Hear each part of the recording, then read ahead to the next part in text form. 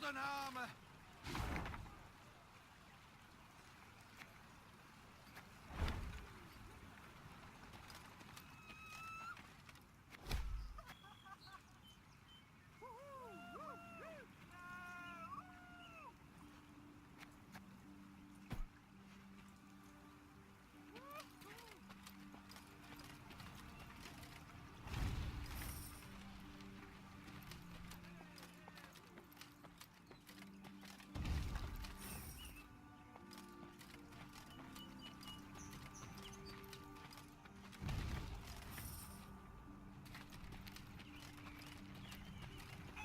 Lady, a strange boat floated past.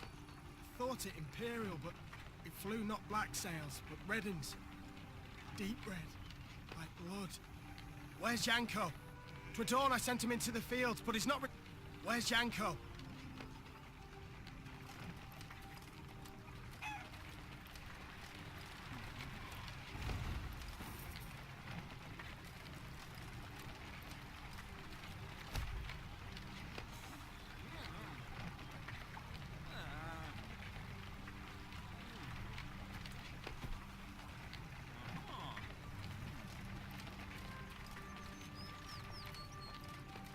Horns sounded. Meve recognized them at once as those of the Lyrian vanguard. She drew her sword and prepared to face the invader. Yet coming down upon her force were not Nilfgaardians, but bearded warriors clad in leather, horned helmets on their heads. This was not so. The Queen could not believe her eyes. Skelligan raiders? This far inland? But this was no time to be bewildered. Meve spurred her horse. It neighed and reared, and then the twain leapt into the fray.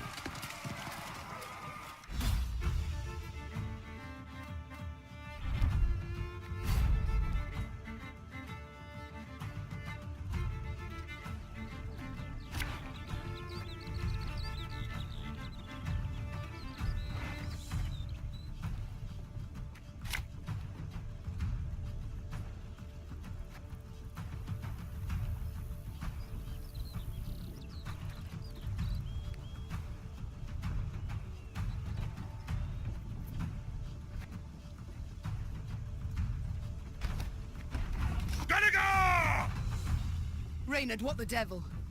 Sea raiders here!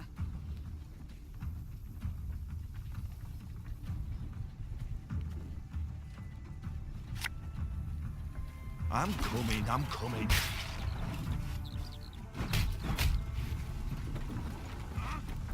The gods are with us!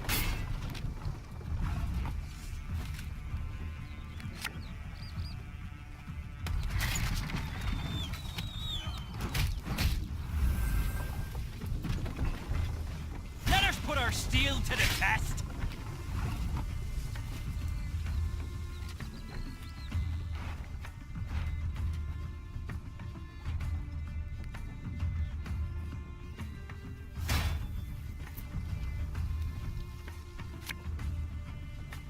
An army's a waste of time for one like me.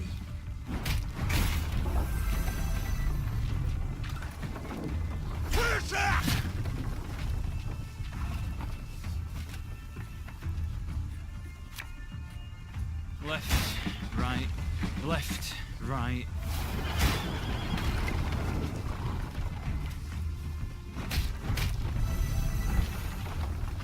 We'll ransack your temples! Wipe ourselves on your vestments!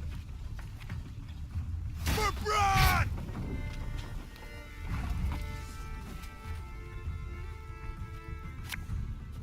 My spirit's willing and how, but these damn boots are killing me. Abel is to your command.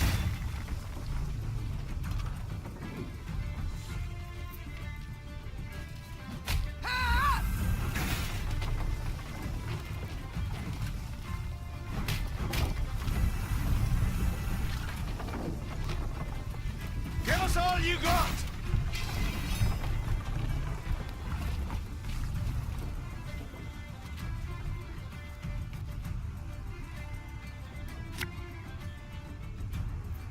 You must sweat like a swine in that jacket.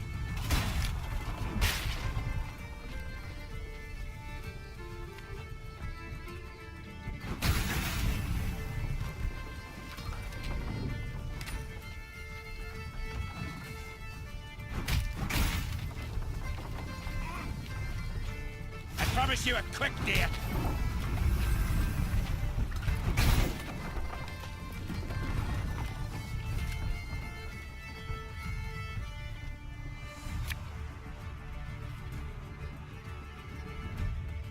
Her Majesty knows what she's doing.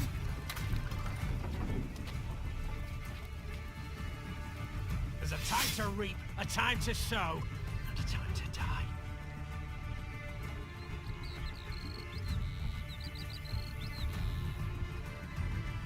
I'm a woman, sir.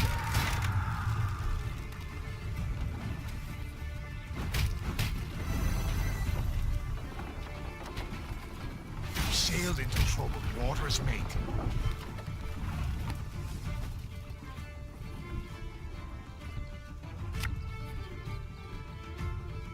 Lyria!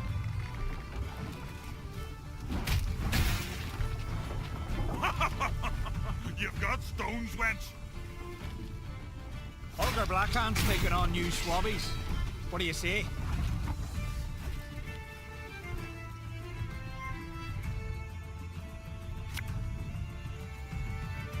One boat.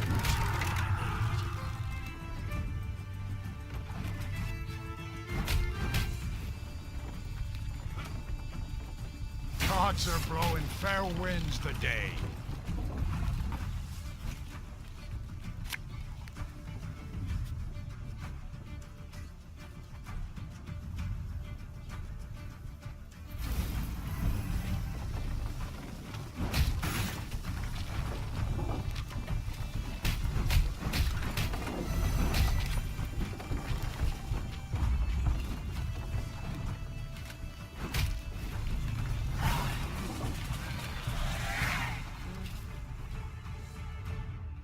The Skelligers fought hard, fought bravely, brought mayhem. Yet the Queen's ordered, disciplined force won the day. The islanders seemed entirely undismayed at their defeat. A trait of theirs, I must admit, I've ever admired. Well, you're right scrappy for landlubbers. Lippy Goodman applauds you for your pluck, Queen. When we sup, me and the lads will drink your health.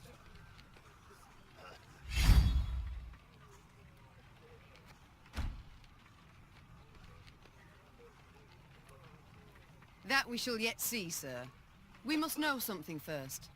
What brings you this far inland? What drove you from the sea? Meve asked, crossing her arms. Ha! What always drives us? Looting and pillaging. The coast's picked clean since long, so we set our longships up the Yaruga for gold and glory! Amusing. I always assumed you to be honourable folk. On who dares to claim elsewise? Your very actions do so. You've attacked a land preoccupied, a land already at war with invaders, but I suppose it makes sense. You've ever feared to attack Imperials. The Queen prodded gently. What did you say, wench? Goodmund had quickly turned red with rage. I'll prove just how wrong you are, I will! Why, we'll be drinking mead from Nilfgaardian helmets for sundown! Follow me, lads! Meve smiled as she watched the islanders gather their gear and prepare to march. She doubted not in the least that Goodmund would honor his pledge.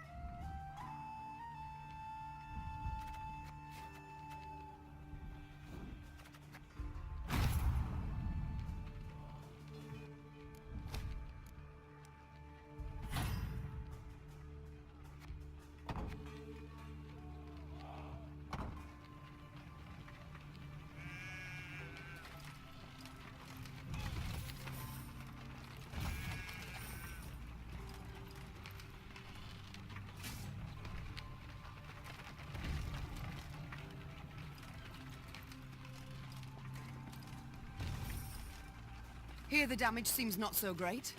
It appears Nilfgaard's not yet turned its forces towards the capital.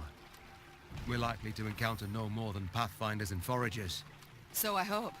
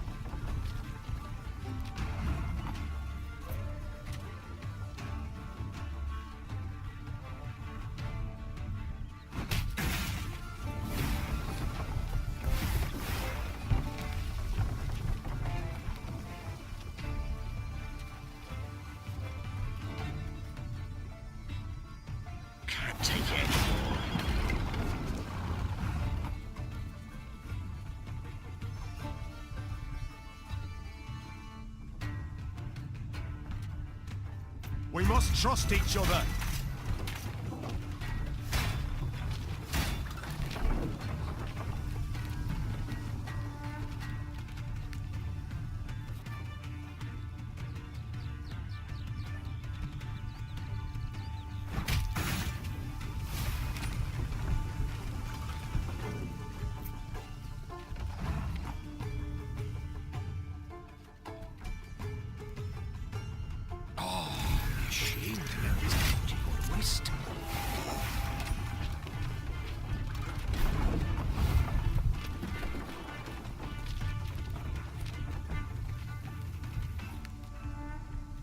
Give me a target.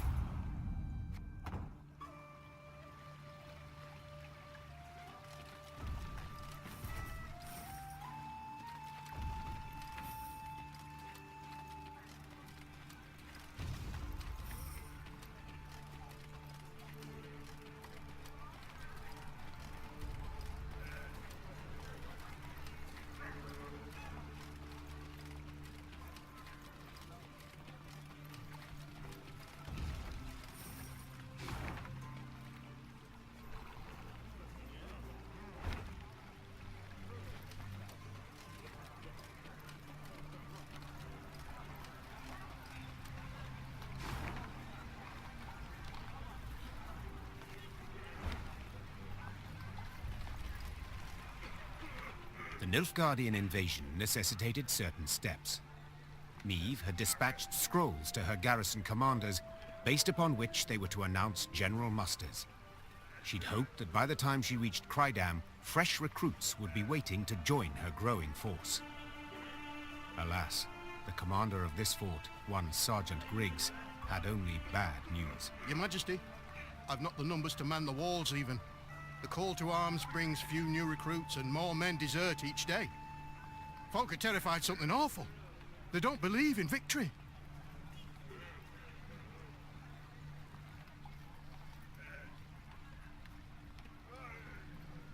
Since love of country seems insufficient motivation, Meve said, standing up from behind the table. we must make coins speak.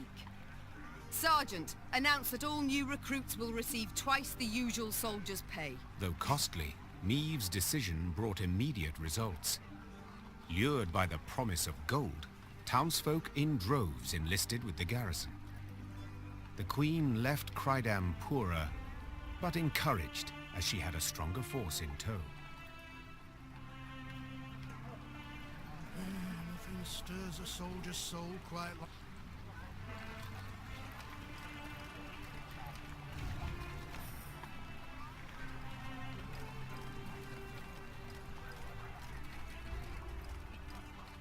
A contract on a monster. Interesting.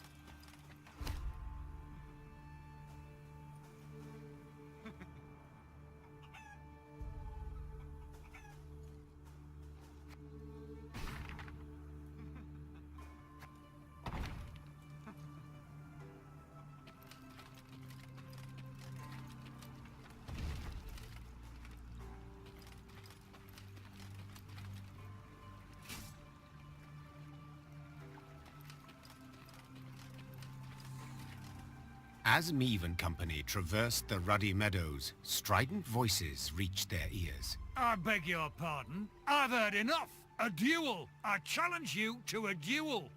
A duel? Nonsense. I'd sooner lay you across my lap and give your ass a thorough flailing, you scoundrel. The Queen approached the arguing parties. Two nobles, Lords Cartwright and Mansfield. Quickly she ascertained they were up in arms over ownership of an orchard lying between their estates. Assisting both nobles, their kinsmen, armed to the teeth, prepared to leap at each other and crush heads. Upon spotting Meve, the lords lowered their voices, bowed and presented themselves. Yet they could not keep their ire fettered long, and were soon casting aspersions again. Your Grace, Mansfield has seized it. No, stolen my land. Land that has been in my family for generations. It is my recompense for your reckless deeds. To burn down me mill in Furchin for a bit of sawdust in your flour? Well, I never. A bit? Oh, let me at him. Farman's taken ill, cook's feverish, all from that manure. You are a fraud, sir. A fraud and a thief. Though she faced the not at all trifling matter of the Nilfgaardian invasion, Meve agreed to settle the dispute. Reynard, who knew the history of every Lyrian and Rivian family 7 generations back, served as her advisor. No doubt I would find for the Cartwrights. They are in the right here, as regards the title to the land. Yet your Grace must consider, the Mansfields have ever served the crown and never delayed payment of tribute. Whereas the Cartwrights are litigious charlatans who owe the royal treasury thousands, many thousands.